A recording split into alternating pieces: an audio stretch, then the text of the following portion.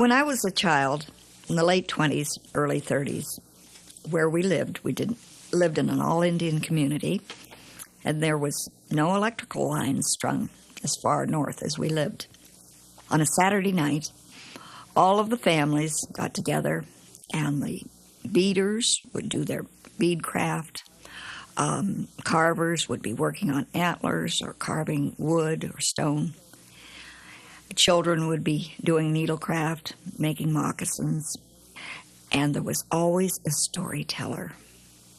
Because we didn't have radio, and of course TV hadn't been invented, and they would begin telling stories.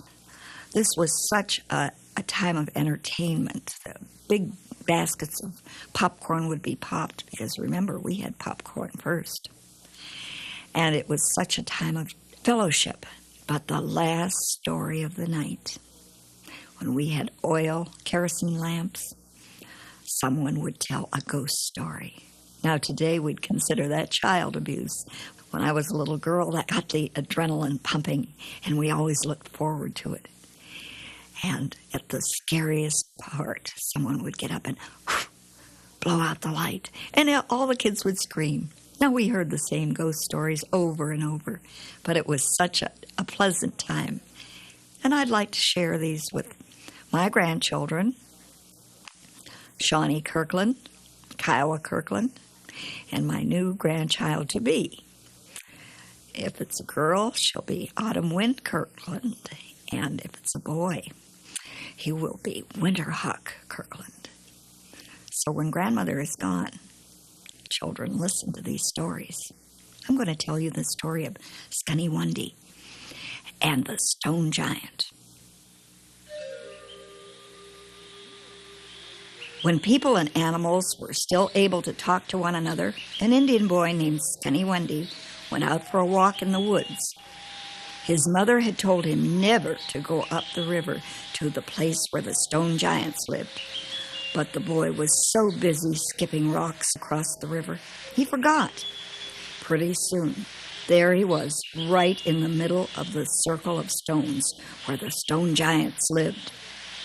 He turned to run downriver to the place where people lived, but he ran right into the feet of a stone giant. The giant was as tall as a pine tree. The giant picked Scunny up and said, "You're a people. I eat peoples." "Oh, no," cried Scunny, "don't eat me." The stone giant thought about it for a while. Stone giants are not very smart. "Why not?" the giant asked at last. "Because," said Scunny, "I can skip a rock further across the river than you can." The giant had to think about that for a while. "I'll eat you anyway," said the stone giant. "No, wait," yelled Scunny. "Let me prove to you how well I can skip a rock." The stone giant put the boy down and picked up a boulder as big as an Indian family's lodge. "I got my stone," said the giant. "You pick yours." Scunny looked all around the rocks by the river, trying to find a good flat one to skip across the water. He heard a little voice say, "Choose me, Scunny, choose me." There, on the riverbank, was a little turtle, just about the size of a good flat rock. Scunny picked up the turtle. The turtle pulled its head and feet into its shell and tried to look as much like a rock as possible. But the stupid giant was very easy to fool. The giant threw his great big rock, and it skipped 10 times along the water before it sank into the deep river.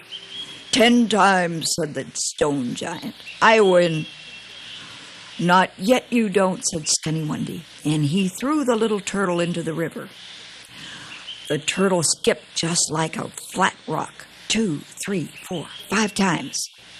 Then the turtle put out its feet and began to kick.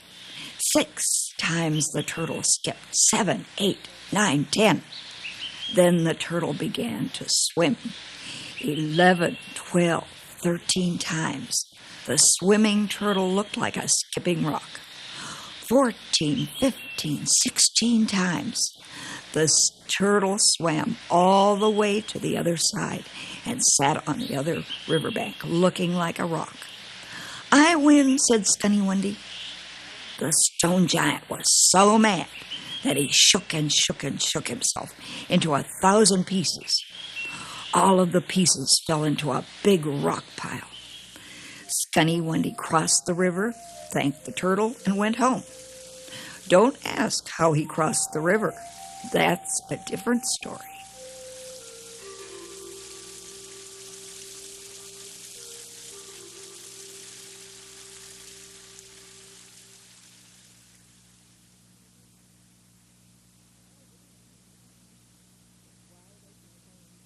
The wide open plains of Texas are lonely and empty in many parts. You can get on your horse and ride and not see anyone else. If you take along your bedroll and sleep out under the stars, you may see someone else you're not too sure you wanted to see. You just might see the white wolf. Every once in a while, there's an animal born, a cow, a horse, or a dog, that's all white. No other color, just white. And people think those animals are special. They put them in zoos sometimes for others to see. Maybe it's just by accident that those animals are such a ghostly color with red eyes. Maybe, or maybe not. A long time ago, there was a tribe crossing the plains with many families going west, looking for a new place to hunt. Nobody wanted a village on the Texas plains. There wasn't enough grass or water or trees, so mostly they passed on by and went further west. But in this tribe, there was a family with a boy who was very sick. They had to stop and stay in one place, waiting for the boy to get better, while the rest of the tribe went on west. The boy slept on a travois made of 2 poles and a skin pulled behind a horse. One night he asked to sleep outside under the stars, so his mother and father let him. During the night when the moon came up and it was easy to see things, the boy awoke suddenly. In the dim light, he could see something sitting not far from his bedroll, staring at him with red eyes. At first, the boy was scared, but the thing didn't move, and the boy began to think, maybe he wasn't really seeing it. Maybe his high fever made him think he saw it. He fell asleep.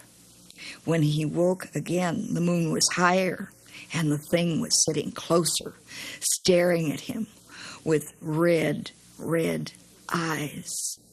He was afraid for a minute, but the thing didn't ever move.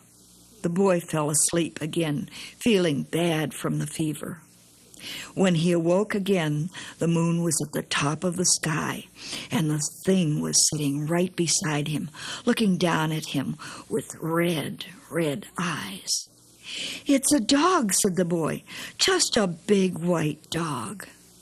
The thing leaned down and licked him on the face. The boy laughed and fell asleep, but he never awoke again. The fever was too much, and he died. Way off on the nearby mesa, a wolf howled long and low. The next day, the family buried the boy under a mound of sand with a cactus growing on top. As the sad family went on, they talked about the tracks in the dust around the bedroll. From high on the mesa, something watched as the horses go. Year after year, people passed the same place and stopped to spend the night. People would see the ghostly white form walking the dusty plains near the horses.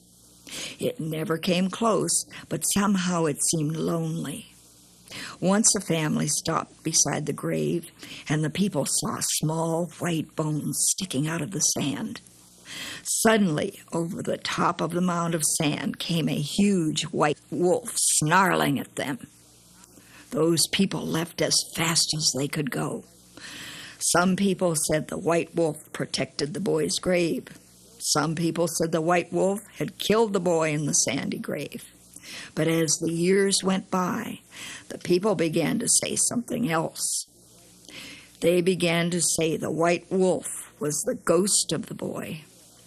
Around the dusty walls at the ruins of Fort Phantom Hill, some say the ghost for which the fort was named was once an Indian boy, and now was a great white wolf with red, red eyes.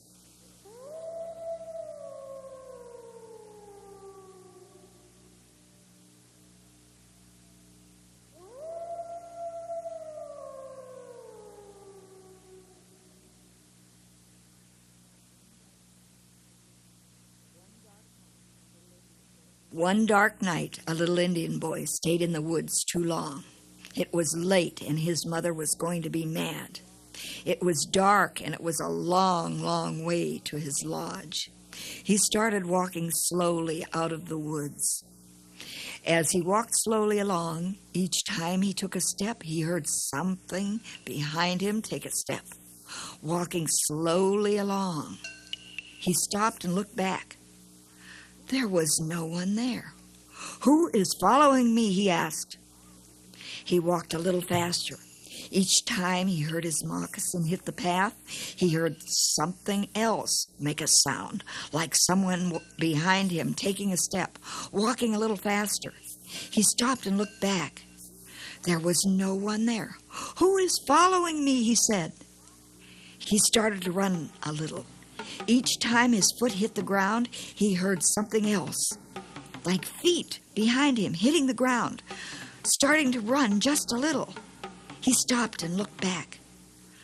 There was no one there that he could see. He started to run fast. Each step he took, he heard someone behind him taking a step, starting to run fast. He didn't stop. He didn't look back. He ran and he ran and he ran. He ran to his village, and he ran to his lodge. At the door, he stopped and looked back. There was no one there. But when he took another step, he heard that noise again. He looked down at his moccasin. The sole was coming off of his old moccasin, and every time he took a step, the loose sole flapped and made a noise. He had been running from himself.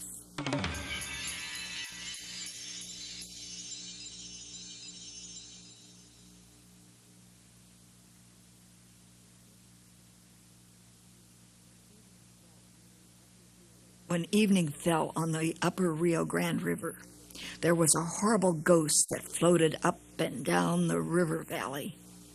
If anyone was walking along the riverbank just at twilight, this ghost would come upon them and suck all of their blood out. One day, a young Indian woman gave birth to her first child, a girl. The woman and her husband lived in the Indian pueblo of Okeoniga. The man had built the house up high to keep it from getting wet if the river flooded. The woman wanted to stay at home for 4 days for a cleansing ceremony. But the young father wanted to take his baby girl across the pueblo to Yunki so his mother could see her new granddaughter. The young mother said, "No, you can't go down in the river valley. It's twilight, and the bloodsucker will come." The next day, the young man was gathering wood and doing his chores. This was the time when the young mother's sisters should come and be with her. His sisters and her sisters would be the ones that would name the infant. He wanted to go into the pueblos to tell the sisters the baby had been born. But the young mother did not want him to go. They waited 4 days. Finally, they decided all 3 would go down to the pueblo for the cleansing ceremony. But the young man's mother was very superstitious and believed the baby should spend each night in the house in which it was born until it had its own name. So after the cleansing ceremony, the 3 walked back to their home. They went along the riverbank. The sun was going down. It was becoming twilight. Just before they were about to cross the footbridge between Okeoniga and Yanki, the ghost came swishing down the river and sucked all of the blood out of the mother and the baby. The husband ran to his house and hid, filled with anger and grief. He asked the good spirits to give him strength, and he rubbed holy cornmeal on his face. Finally, he knew what to do. He spent all the next day making sharp spears. Then he followed the path of blood on the grass until he found the cave where the bloodsucker hid in the heat of the day. He took all of the spears and stuck them in the ground around the mouth of the cave. He stuck them in with their sharp points pointed inward. He went down by the riverbank at twilight and called out in a loud voice. The ghost heard him and came swishing out of its cave to get him. As it rushed out, it hit sharp spears on all sides. The spears cut the ghost into thousands of little pieces. The blood on the grasses turned into Indian paintbrush with its blood-red flower. The thousands of pieces of bloodsucker became mosquitoes. So now if you go down to the Rio Grande between Okeoniga and Yanki, there are mosquitoes there, and they will suck the blood right out of you.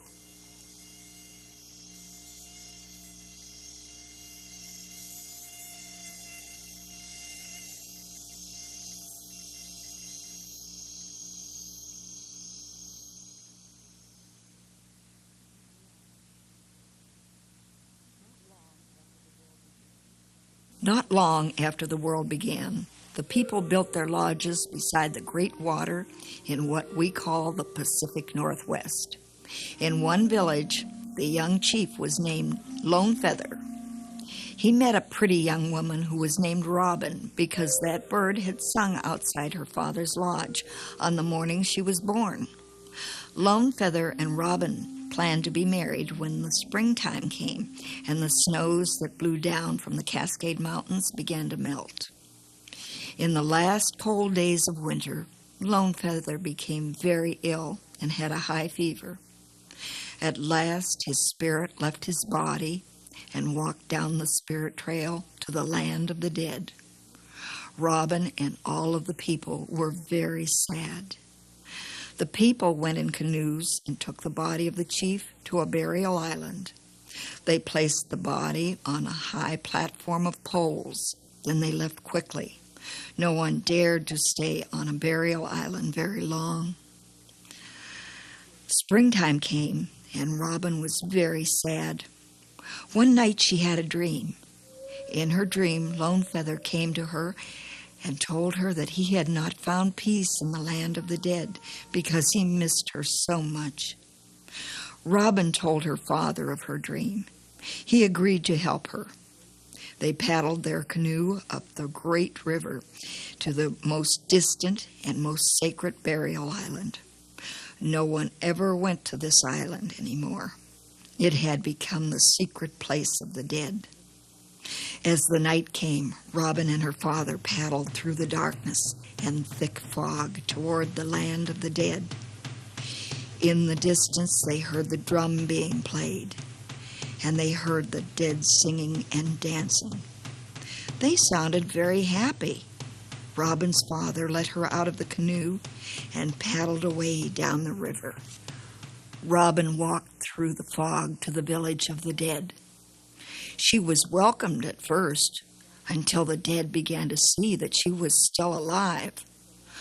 No one who is alive is allowed in the land of the dead, they said. Then Lone Feather saw her, and they ran toward each other. They were very happy to be together. Lone Feather looked even more well and handsome than he had when he was alive. All of the dead liked Lone Feather. He talked them into letting Robin stay and be one of them. They sang and danced all night. Just before dawn, all of the dead went to their lodges. Robin and Lone Feather went to his lodge and laid down beside each other on a sleeping mat. The robins began to sing as the sun came up. The young girl slept, but she was not used to sleeping in the daytime, and she woke up when the sun was high. Beside her, the young chief was nothing but a skeleton. She jumped up and ran outside. All around were skeletons, each lying where one of the dead had stood or sat or danced too long, and the sun had caught them. Robin was afraid. She sat alone all day. When darkness fell, the dead rose again and began to sing and dance. Lone Feather came to her, and Robin was happy again. After many months had passed, Robin and Lone Feather had a son. They were all very happy, but Robin wished she could go back to the land of the living and show her new son to her father and mother. All the dead told her not to go back to the land of the living. "If you do go," said one wise old woman, "you must not allow anyone to look upon the child for 10 days. Another said, "If you go back to the land of the living, you might not be able to return here." Still another said, "If you go back, the living may think you are an evil ghost come back from the dead. They may not welcome you back." In spite of all the good advice from her friends among the dead, Robin went back home. When the sun was high and the dead were all skeletons, she wrapped the baby in a blanket and paddled a canoe back to her village.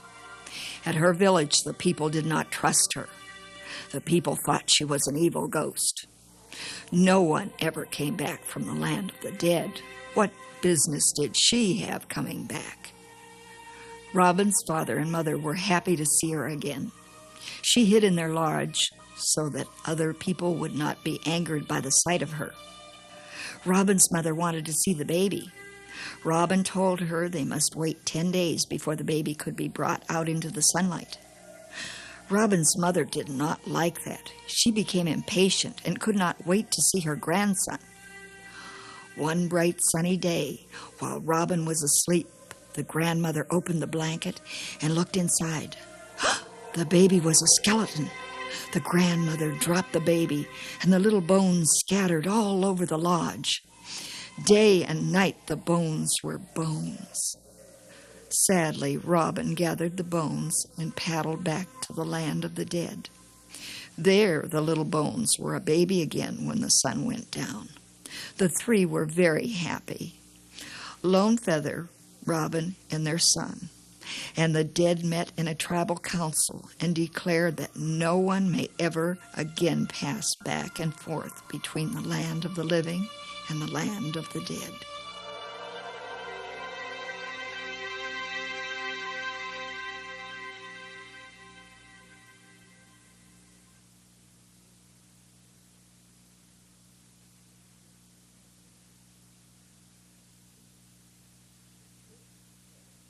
This is the story of Medicine Meal Mush Boy. There was once a great ghost spirit who came down into the pueblo and stole children. The people were afraid that someday all of the children would be gone. The elders met in the kiva and decided that the only way to rid themselves of this gigantic spirit would be to use spirit magic against it. The medicine men looked for some magic and a prayer to get rid of the ghost giant. One of the medicine men went to the north, and he left a pouch of sacred cornmeal that had been blessed. Another went to the east and left a pouch. Another went to the west, and another to the south. When they returned and met, they did a song asking that all the pouches would be like a gate that was closed and that the giant ghost would not be able to get into the pueblo. The magic did not work at this time because people going out to pick piñon nuts saw a great pot on a fire up on the mesa rim. The people crept up along the mesa and hid behind pine trees and saw the ghost giant boiling water, getting ready to eat another child. The people ran back to the village. But the medicine men were all in the kiva at that time, and there was no one to tell what they had seen. The medicine men never permitted anyone to disturb them in the kiva. The people ran about gathering cornmeal to put around their doorways in hopes that it would help keep the ghost giant away. At sundown, the medicine men came out of the kiva and saw all of the white cornmeal sprinkled around the houses. The people told about having seen the fire and the great pot, a basket coated with pitch. One of the medicine men decided to take a pot of water into the kiva and put it on the shelf of the sipapu, the doorway to the spirit world, and let it heat. He put white cornmeal in the pot and stirred it and made a poultice and shaped it into the shape of a tiny boy. When he removed the cornmeal mush boy by the sipapu, he blew it to cool it. The cornmeal mush boy became alive and ran around him on the floor of the kiva. He picked up the cornmeal mush boy, and they went out of the kiva and out of the village. The medicine man said to Mush Boy, Go and find the ghost giant." Mush Boy ran up the side of the mesa to the place of the giant, but he was so small it took 4 days for him to go there. For 4 days, Father Sun shone on Mush Boy as he climbed, and the giant saw Mush Boy and caught him and put him in a storage basket in his giant house and went to sleep. Mush Boy didn't seem like much of a threat. But Mush Boy climbed out of the basket and went to the giant's arrow pouch. He took 4 arrows in the bow, and with all his magic strength, he shot the ghost giant 4 times. He went outside and kicked over the pot, and the boiling water spilled over and ran in on the giant. Then Mush Boy ran in and melted in the boiling water, sending white cornmeal through the 4 arrow holes into the ghost giant's heart and killing him. Medicine Meal Mush Boy had saved the people, and now they do a mask dance in his honor in the spring.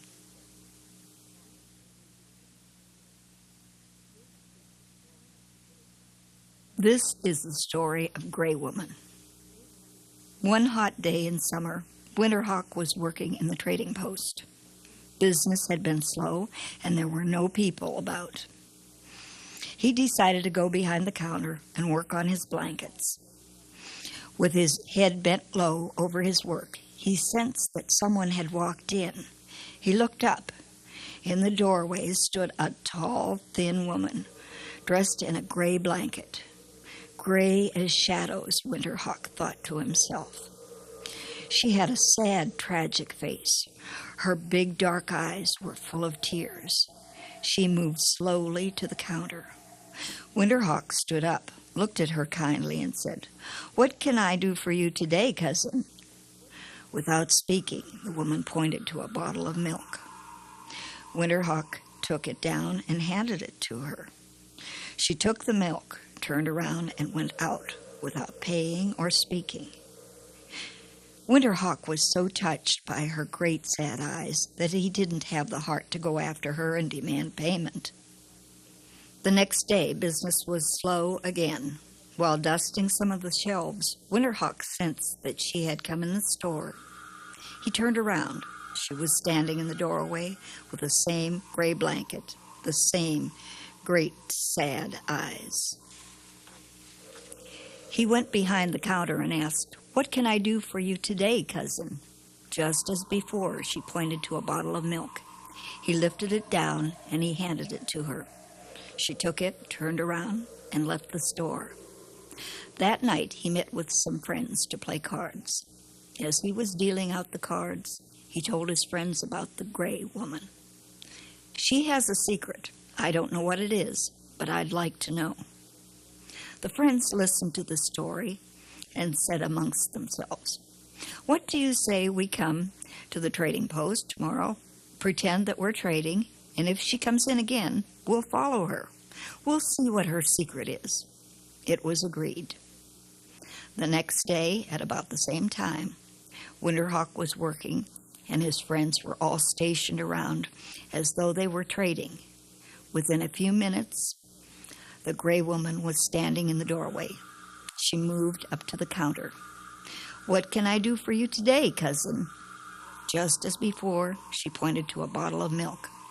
He handed it to her. She turned around and went out. Winterhawk closed his post. The friends gathered together at the doorway. They were going to wait so she wouldn't know that she was being followed. They didn't need to worry about that. The woman was moving out of the village so fast they could barely keep her in sight. Moving right out of the village and down a path, she went on and on until she reached the burial caves.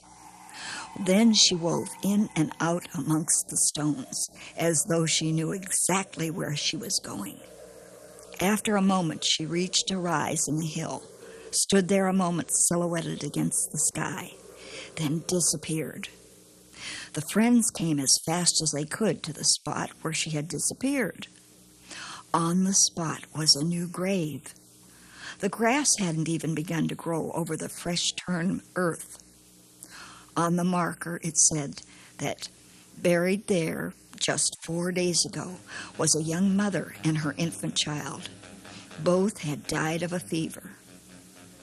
The friends were standing around trying to figure out what it was that they had seen when they heard a sound coming from the grave.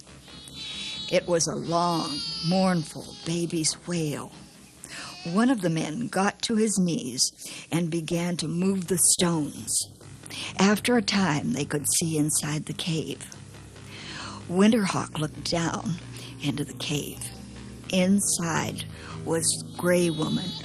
She was dead, many days dead, but her baby was alive. It had been in a coma when the mother died and was thought to be dead as well. They had buried that baby alive. Winterhawk picked up the baby, and he saw something that made his blood run cold. There in that grave were 3 empty milk bottles. After that, they covered the grave over and found a home for the baby. The woman in gray was never seen again.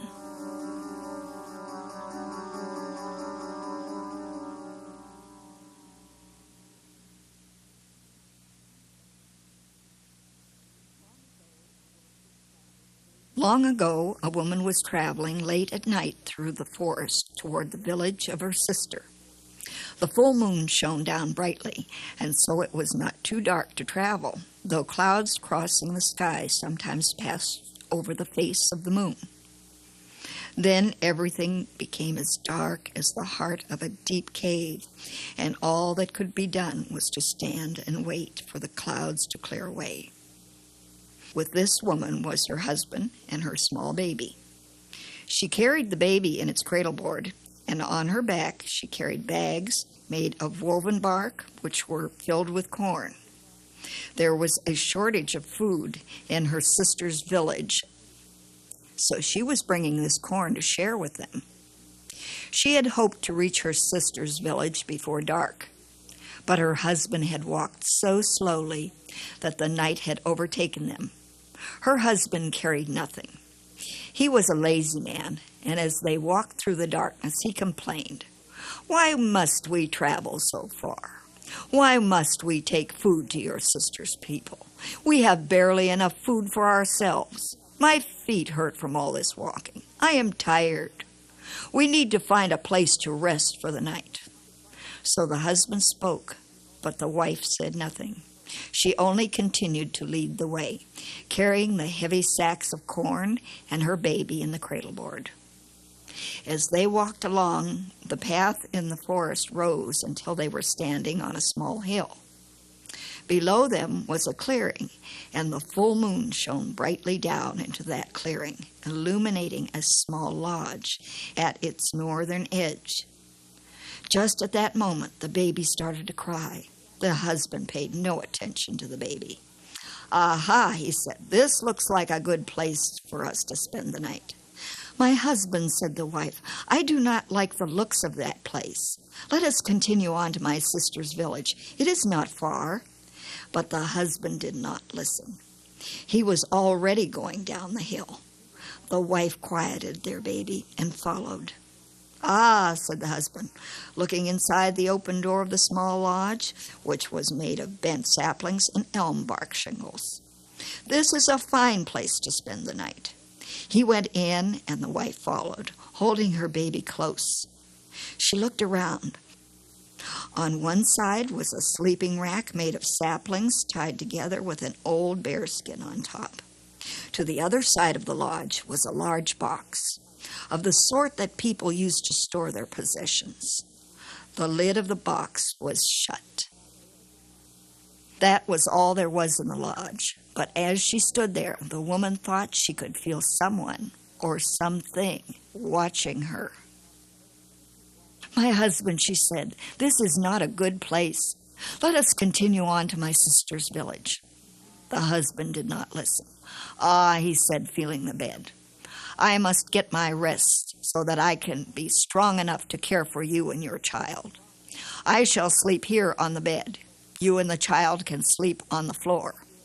With that, he lay down and pulled the bearskin over him. The wife was not happy. "My husband," she said, "listen to me." But the husband did not answer. He only snored.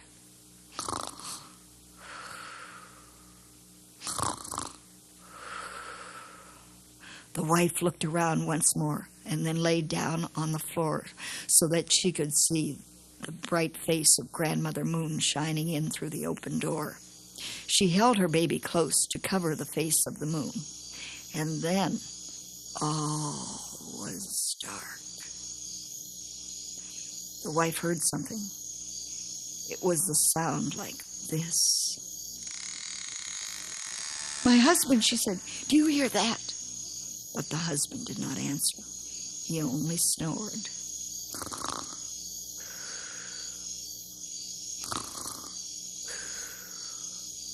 The wife held her breath and listened. Now she heard another sound, a sound that seemed to be passing slowly by her. "My husband," the wife whispered, "do you hear that?" But the husband did not answer. He only snored.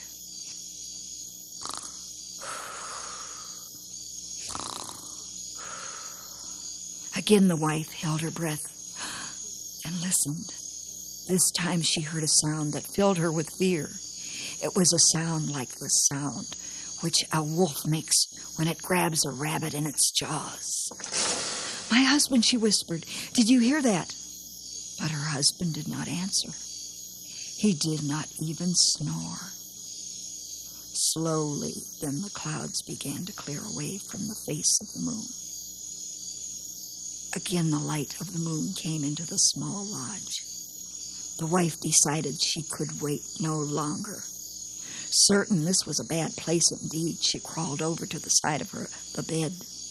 "My husband," she said, "we must leave this lodge." But her husband did not answer. "My husband, wake up!" She reached up and pulled his arm. But he did not move. "My husband," she said. She grasped his shoulder. She felt something warm and wet. Lifting herself up on her knees, she looked close and saw that her husband's throat had been torn out. Slowly, she turned to look toward the other side of the lodge. The box was open. The moonlight shone into the box. Within the box was a skeleton, and the teeth of that skeleton were red with blood. Now the wife understood. In those days, when someone had been very bad in life, it was feared his spirit might wish to do evil even after death. It was common to bury such a person in a box in a small lodge away from the village. Clearly, the skeleton in that box was all that was left of an evil person, and that skeleton was thirsty for human blood. Now the skeleton was content, but soon it would come out of its box and grab her and her child. The wife thought of running, but the box was close to the door. The skeleton had only to reach out one long arm and grab her, so she spoke. "My husband, forgive me for bothering you. I am being foolish. There is nothing for me to fear. I will go back to sleep." Then she lay back down. But as she did so, she pulled her baby close to her.